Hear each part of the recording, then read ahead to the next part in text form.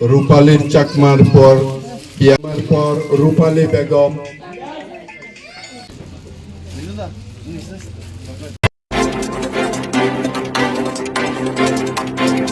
খবর পড়ছি এখন সংবাদ 24 নিউজ রুম থেকে। আমি সিনথিয়া।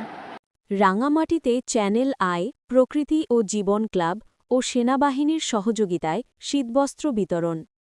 মোহাম্মদ কামরুল ইসলাম, রাঙামাটি জেলা প্রতিনিধি।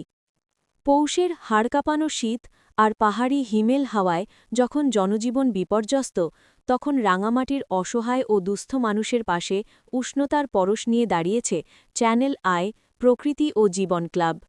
10 জানুয়ারি শনিবার সকালে শহরের মাঝের বস্তি এলাকায় এক মানবিক অনুষ্ঠানের মাধ্যমে শতাধিক শীতার্থ মানুষের মাঝে শীতবস্ত্র বিতরণ করা হয়। বাংলাদেশ সেনাবাহিনীর রাঙামাটি সদর জোনের সক্রিয় সহযোগিতায় এই মহতী উদ্যোগ বাস্তবায়িত হয়। অনুষ্ঠানে প্রধান অতিথি হিসেবে উপস্থিত ছিলেন রাঙামাটি সদর জোনের zone commander lieutenant colonel Mohammad Ekramul Rahat PSC. তিনি অসহায় মানুষের হাতে শীতবস্ত্র তুলে দিয়ে কর্মসূচির উদ্বোধন করেন।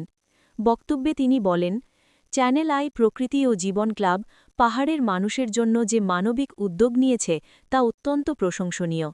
জনকল্যাণমূলক যে কোনো কাজে সেনাবাহিনী সবসময় সাধারণ মানুষের পাশে ছিল এবং ভবিষ্যতেও থাকবে। আমরা এই আয়োজনের অংশ হতে পেরে গর্বিত।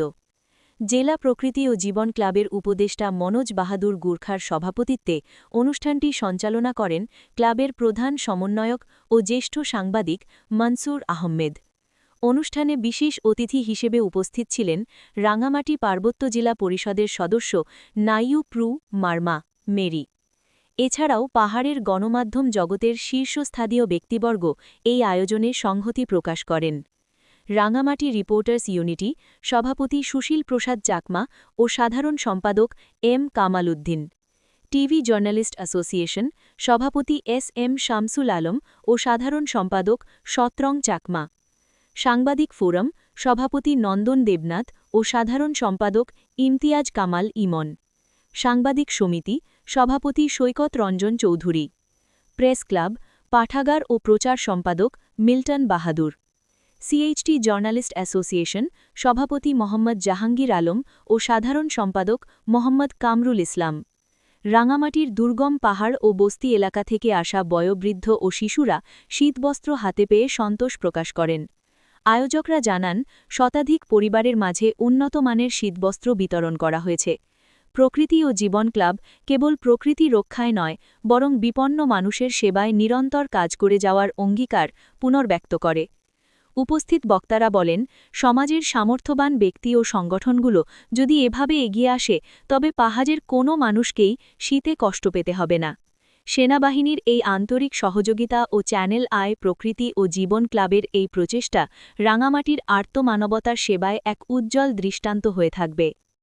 রাঙামাটি রিপোর্টার্স ইউনিটি সম্মানিত সভাপতি সুশীল প্রসাদ চাকমা সহ বিভিন্ন প্রিন্ট এবং ইলেকট্রনিক মিডিয়ার আমার সহকর্মী বন্ধুগণ, উপস্থিত অত্র এলাকার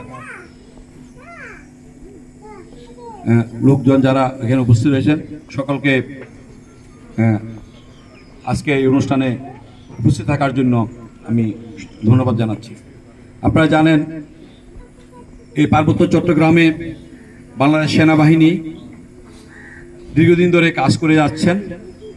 আপনারা দেখেছেন, দুর্গম পাহাড়ি এলাকাগুলোতে যেসব অসহায় লোকজন।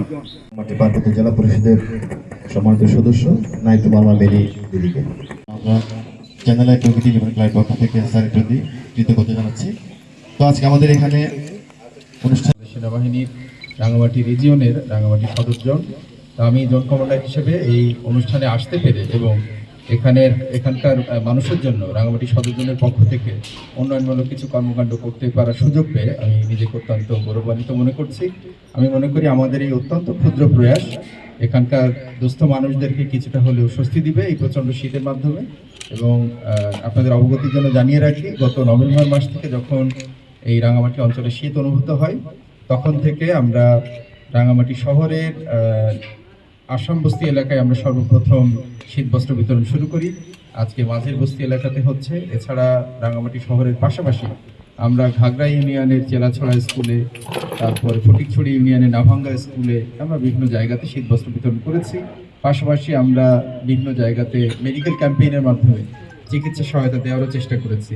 আপনারা জানেন আমাদের ইচ্ছাটা অনেক বড় মানুষের জন্য কাজ করার, কিন্তু অনেক সময় প্রয়োজনীয় ফান্ডের অভাবে আমরা দেখা যায় যে মানুষের যে চাহিদা থাকে সেই অনুযায়ী কাজ করতে পারি না।